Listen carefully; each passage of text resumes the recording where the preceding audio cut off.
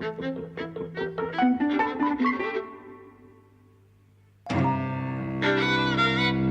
everybody, and welcome to Eavesdropping at the Movies. I'm José. I'm Mike. And we have recently seen Red Sparrow. Yeah. Which I avoided going to at the movies. I don't know why. I think maybe it was the length and the bad reviews that might have stopped me from going. I wanted to see it. I don't know why we didn't. Yeah, I don't know why we didn't either, because I love Jennifer Lawrence. In any case, it passed us both by, and I just happened to see it at Tesco's the other day, and I picked it up, and within the first 5 minutes, I thought it was like the campest thing I'd ever seen. It's got a great opening. So Red Sparrow is about a Russian dancer, ballet dancer, who suffers an accident. We'll get into the specifics. And can't dance anymore. Her uncle works in the SVR and uses her, who kind of basically brings her in, to be used as what they call sparrows. It's a construct for the film. It's not, sparrows are not a real... it has a great cinematic legacy, though. We've seen that. Oh, yeah. Yeah. The honeypot. Yeah, From Russia with Love. Yeah. So they are literally trained to be kind of sexual super spies, and they know exactly what their seductees want and how to fit into their lives and get what they want out of them. And that's what she is kind of turned into. Yes. Spoilers now coming up. There are a few nuances to the plot that you've recounted that I want to elaborate upon. So, within the first 5 minutes, what happens is she's this prima ballerina, and she's dancing with Sergei Polunin, who, in my view, is the most exciting ballet dancer of the moment. He's just thrilling to watch. So, that's an extra plus in the film.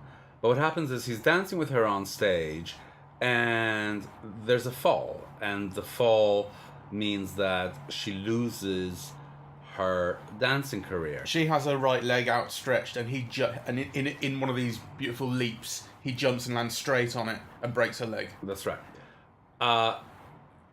And then her uncle comes to see her and leaves her this phone, which is a conversation between her rival at the Bolshoi and the Sergei Polunin character, which makes it clear that it was deliberate. So she goes to confront them with her walking stick, finds them making love in the shower, and basically kind of bashes them silly. So now you have this very determined, focused person who doesn't have the resources to take care of her mother and keep her in the healthcare that the Bolshoi has thus far provided. Yeah. So that's just like the first 5 minutes, really. And I found it kind of fascinating because, of course, there's been all these stories about the Bolshoi. There were all these rivalries and people had thrown acid on each other's faces, and there's a whole kind of background to that. It resonates. In this film, it's a very minor point. Really. Oh, yeah. It's just kind of the beginning. But I thought I'd point it out because it's just so much fun to watch. It's a great opening, and it starts this intrigue and sort of high drama, and it's also intercut with the American character who comes to the film later on, and so you have this as the music. I don't know what the ballet is, but as it's kind of building up, it's also building up this tension in what's happening with the American. You don't know what's happening there. There's some sort of spy thing, it's a chase and so on and so forth. So it builds, basically, after the start, you're going, oh, I want to know what happens in the rest of this. This is great. And I think for the first hour, the film is really interesting. Actually, it was only when you see the high command of the SVR looking at a dash cam video of what happened in the park with the American spy that I realised it was set in the modern day. I think the film... I think this is deliberate. I think the film is basically trying to show... The aesthetic is like 1970s Cold War Russia, right? The architecture and the colour and the lighting and even the costume. It's only when a bit of modern technology shows up in the film that you go, oh no, wait, this is set in 2016 or whatever. Actually, the film has this thing of saying that the Cold War never ended. Charlotte Rampling's character says this at one point, who's this kind of Russian matron who teaches all the girls to be sexual predators. Fab. She says the Cold War never ended, it just became fractured, fragmented, went into all these different places. And I think the film is quite deliberately portraying a kind of old school, or stereotypical really, image of what you always thought Russia looked like. But it's sort of saying, but now it's still 2016, it's still like this. Yes, I mean, the film has this contrast between Russia, which is basically seen as this totalitarian state, where kind of people in power have no care of people without power, except insofar as they're useful to them. Otherwise, they're instantly disposable, and the whole idea of personal freedom has no meaning whatsoever.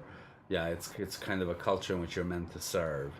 And it's contrasting that with America, in which the idea of personal freedom is, and I quote the Joel Edgerton character, still an aspiration, i.e. it might no longer exist either, but at least people aspire to that.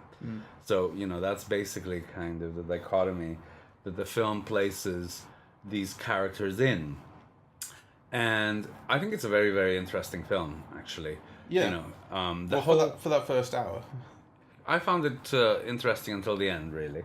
So, there's a scene. So what happens is that the uncle basically sets her up. Yeah. Right. So she's meant to go and meet with this high official and basically take his phone, or she's meant to swap it out so they can spy on him. But in fact, the uncle arranges so that they kill the guy, and this is all without her consent. And then because she's a witness, basically, either she goes to this training school, which she later calls a horse school, or she dies. Yeah, so she's given no option but to be kind of a spy that uses her sexual allure and other skills. So there's like this montage where we see them picking locks and kind of getting all kinds of technical skills, and either she does that or she dies, basically.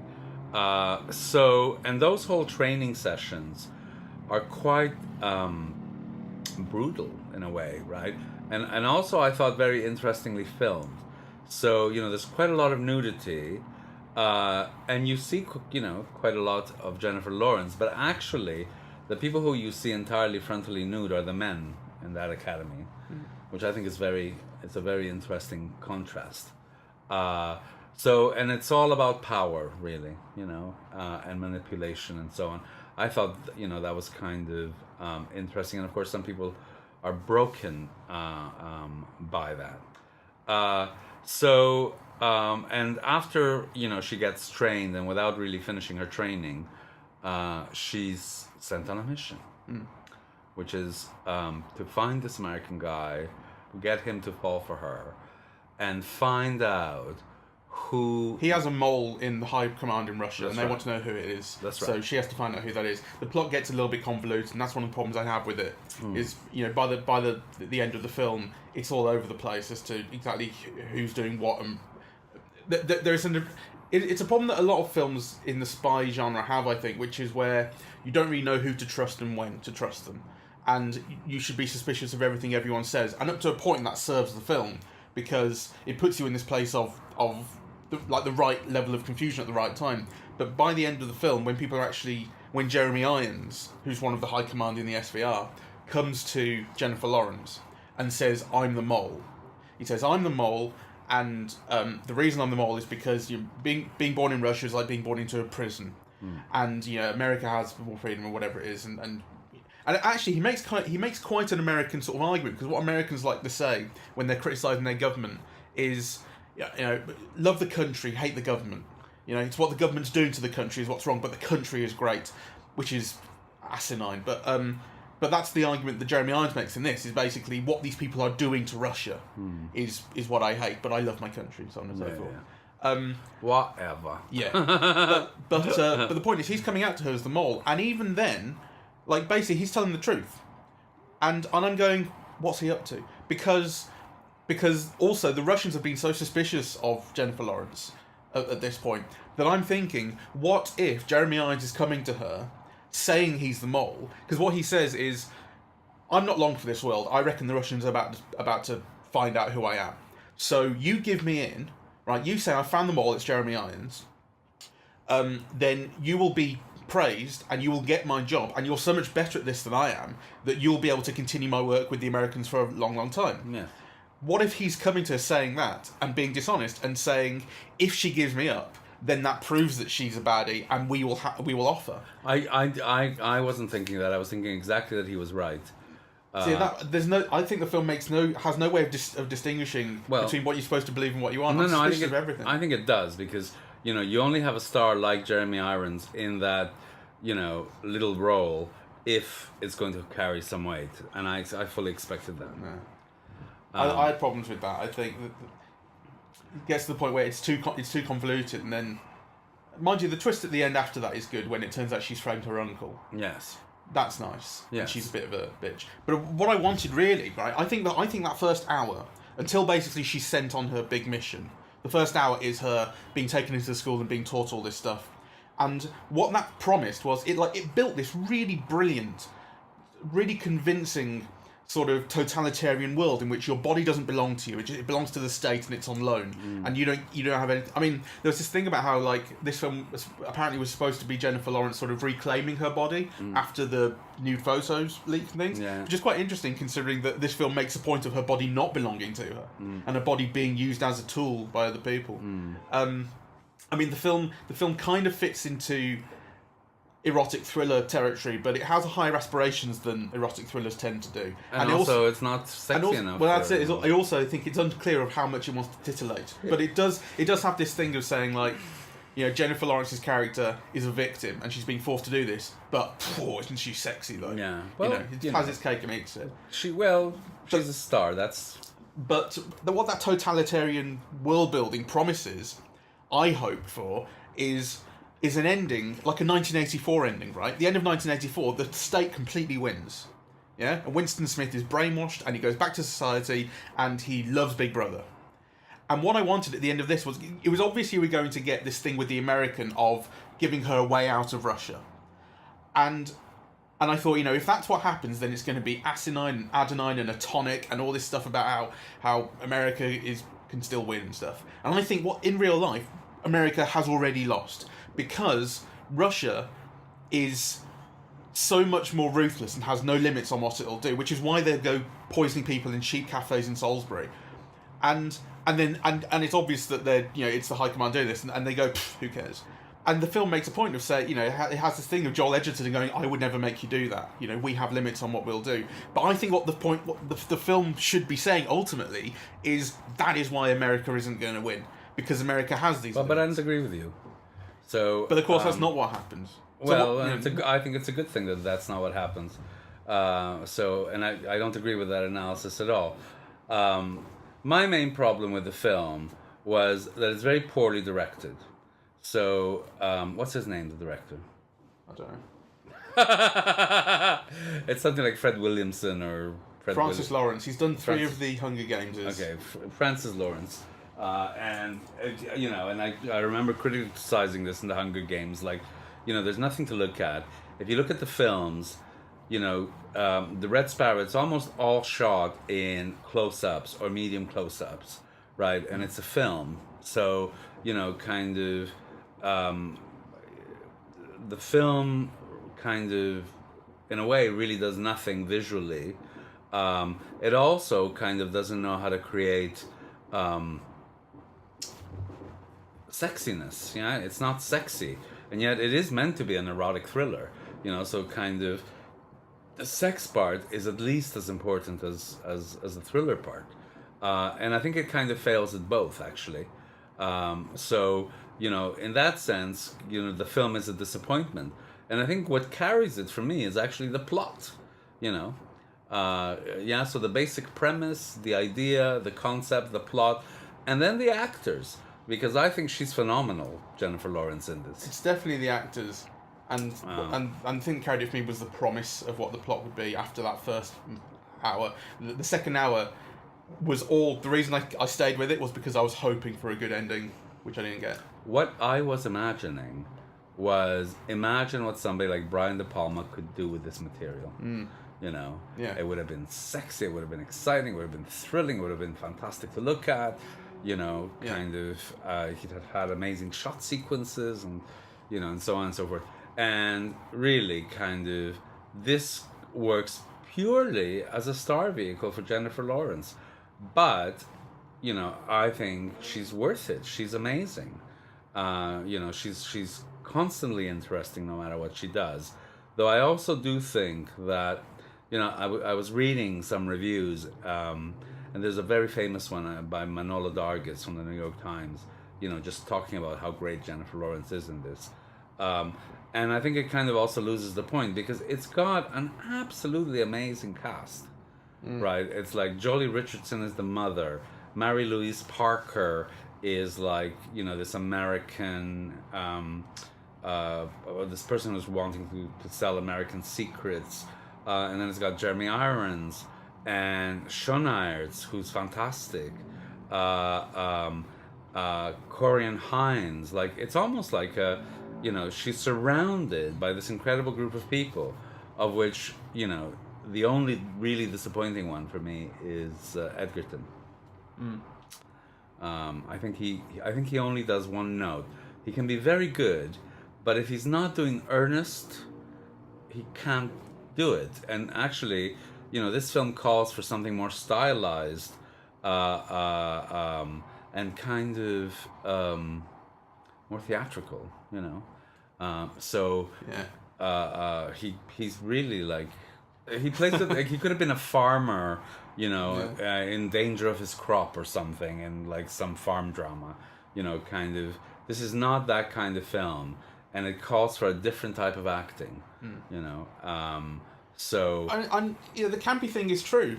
It's like, you know, when you have half the cast doing silly Russian accents and talking Yes. like this, like that should be the tenor of the film. Yes. It is a bit silly. Yes. It's quite silly. And, you know, despite the fact it has some real darkness underneath it for a long time, it's also should be seen, which is why I think that you know, that ending that I want would be perfect. If this is supposed to be a kind of pulpy 90s erotic thriller silly thing, then having an ending in which it turns out that Jennifer Lawrence has genuinely been brainwashed and is now going to be king of the Russians would be amazing. That would be the perfect way to end it. no, I like the ending, and actually, if it had been better made, there would have been room for lots of sequels, you know, which I think would have been brilliant.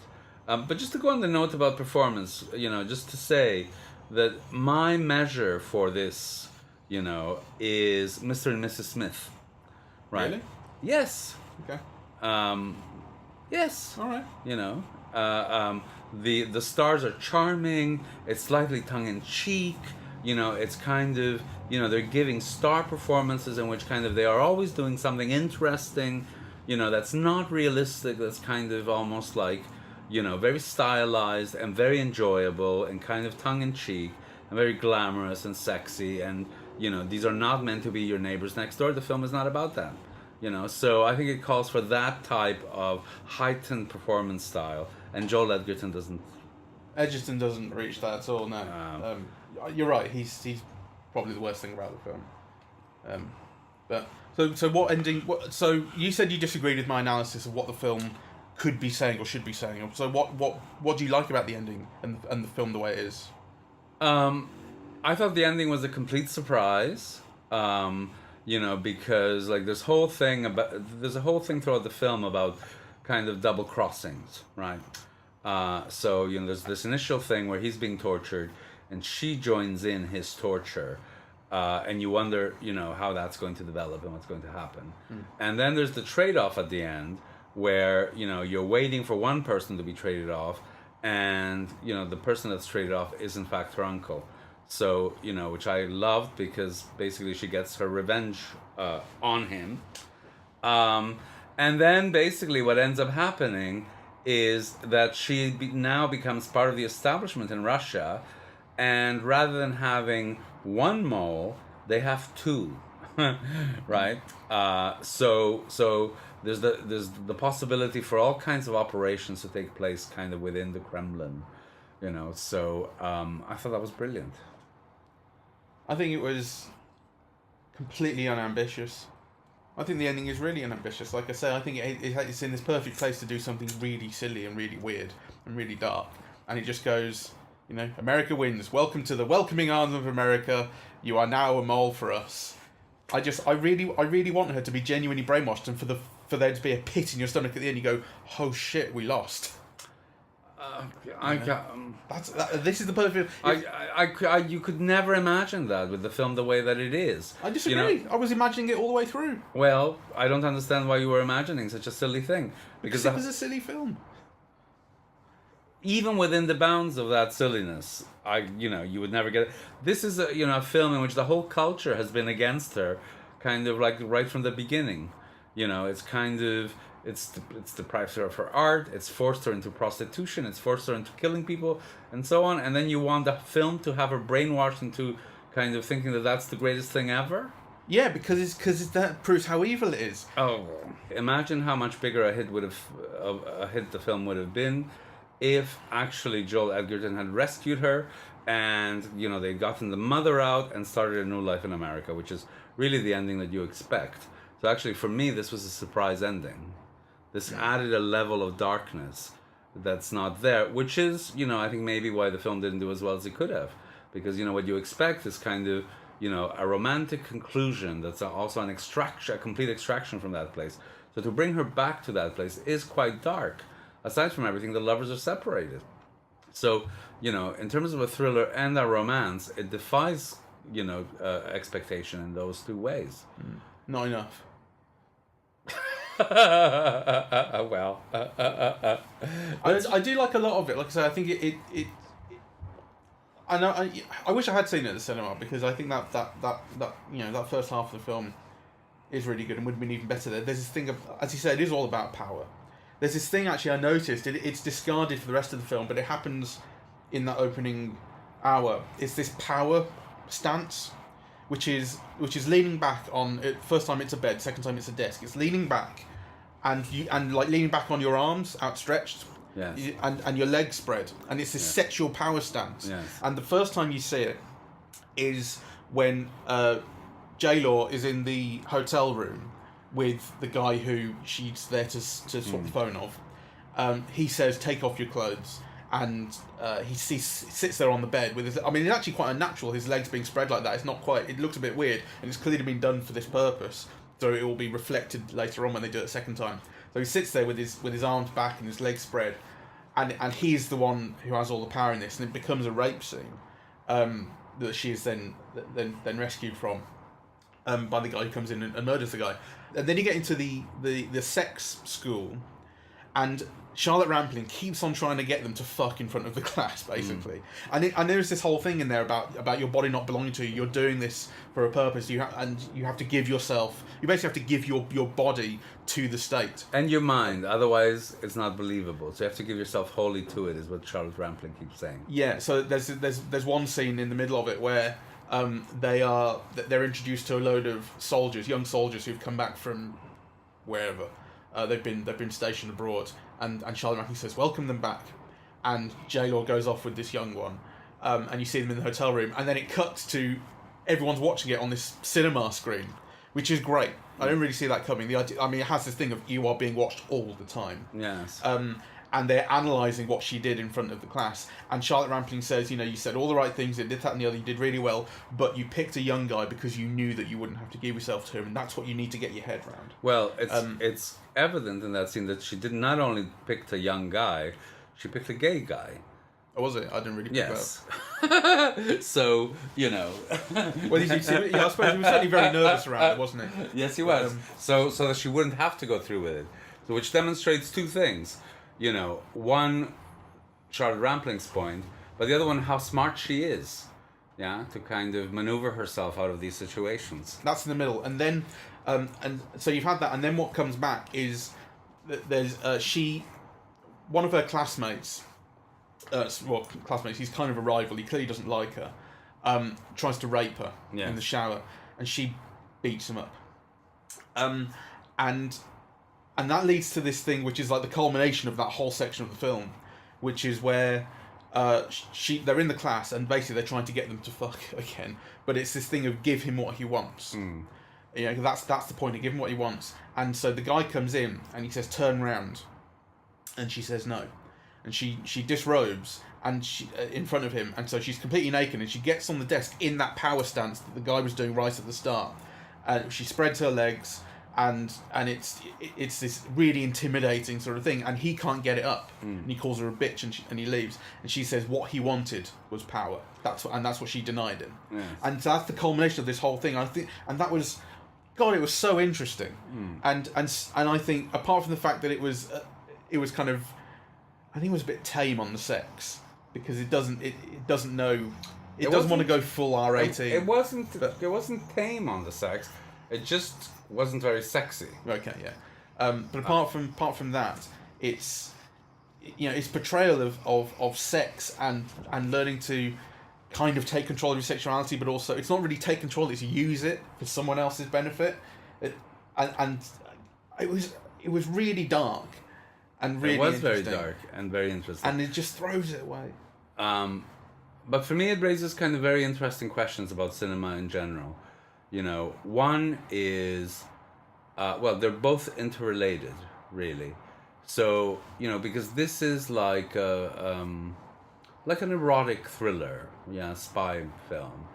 And if you imagine the lead being a man instead of a woman, you imagine two things. One, the sexual element would have been completely de-emphasized, right? So, there is something kind of disconcerting about Jennifer Lawrence constantly being put under sexual threat. Like she's raped, or there's attempts at raping her. There's several in this film, actually, like, 3 or 4. Which is kind of, you never have Brad Pitt kind of going through this. So there's that element. And then the other element, which you often get in these spy thrillers, and which I found having a female star raises different questions. Two things, first of all. First, there's always like this trope where the hero gets captured and tortured, right? It's a staple of the James Bond films.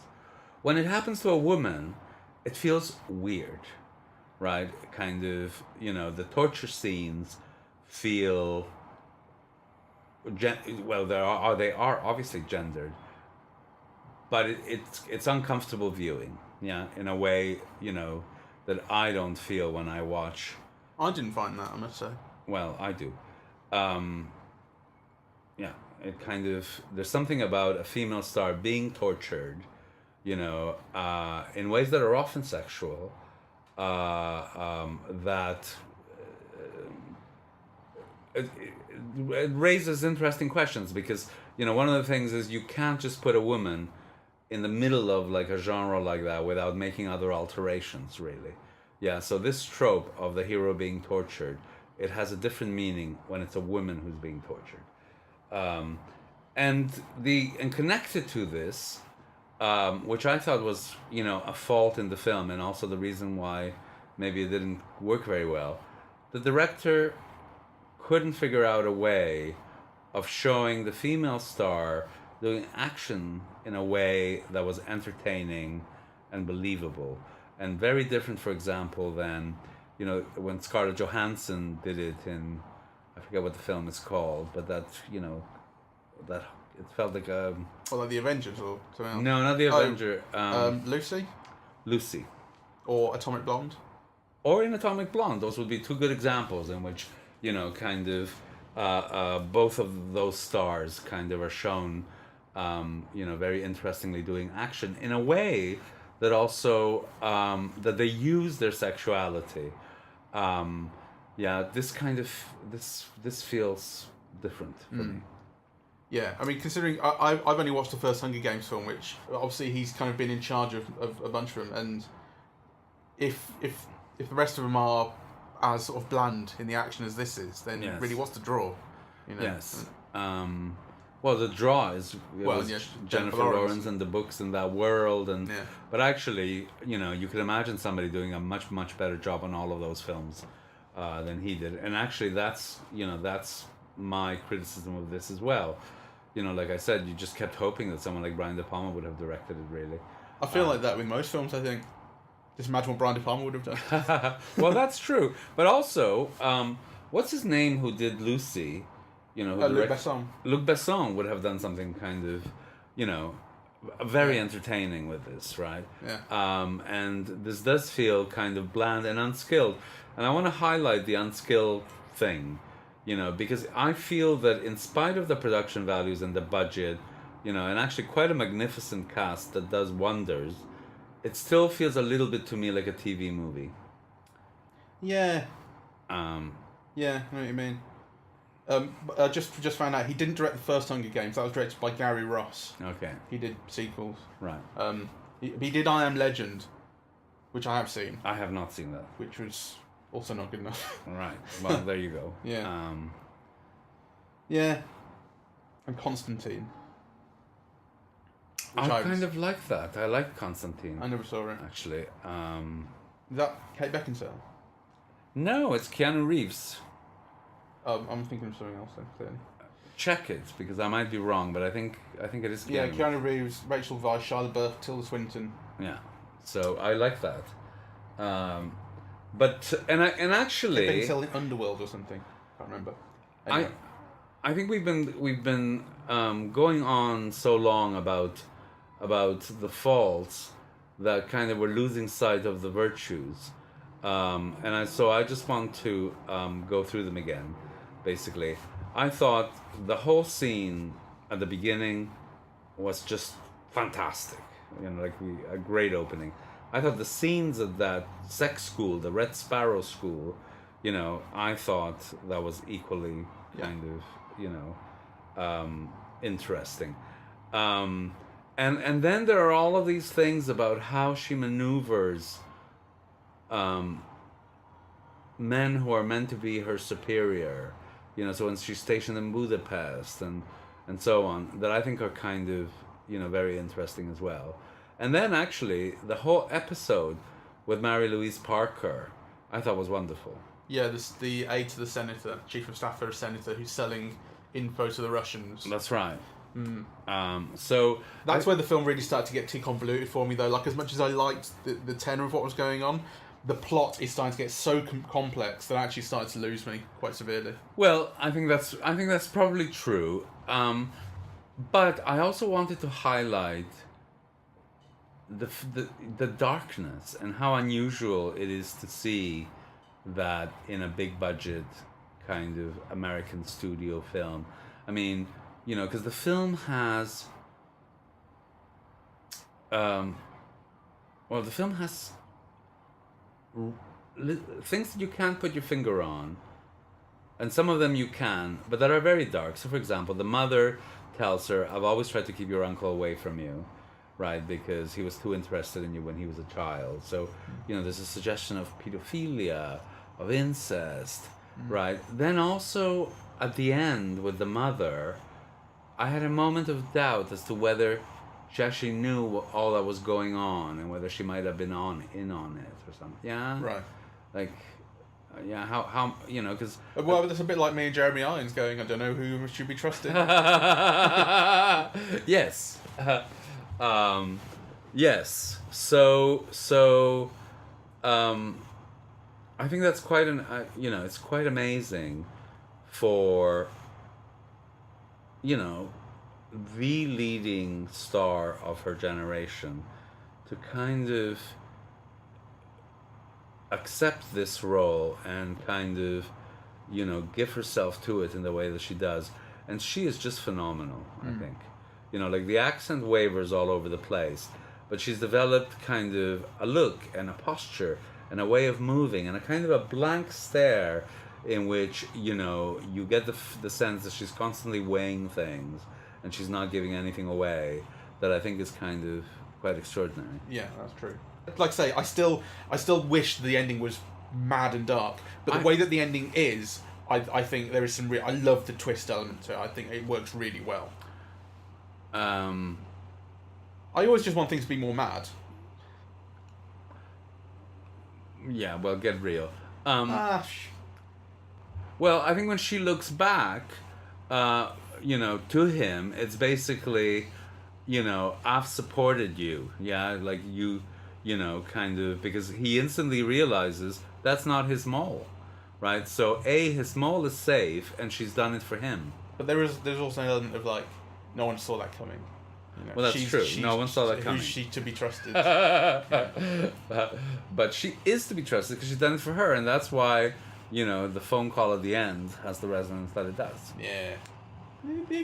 Oh, I'm in love. No one. Funny how you're so schmaltzy about everything except romantic love. Well, get real in your words. All right, shall we wrap it up here? I recommend that people see it. I'm sorry I missed it on the big screen, and I'm very glad to have seen it on DVD. Yeah, I'm glad I've seen it. I think, you know, that like I said, that whole first hour, everything up until she leaves the school, is brilliant. It's really, really good. And after that, when it becomes more traditional, spy-y, what's actually going to happen in the real world type thing, it starts to lose me. But the ending does bring it back a bit.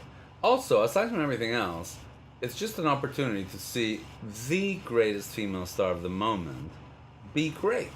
You know, so actually I think it's worth seeing for that alone. Yeah. All right, well, thank you very much. We are eavesdropping at the movies, and we are on iTunes, Twitter, Facebook, YouTube, and SoundCloud.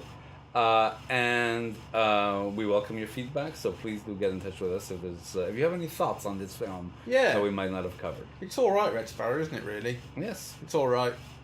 It's all right. It is. All right, thank you very much.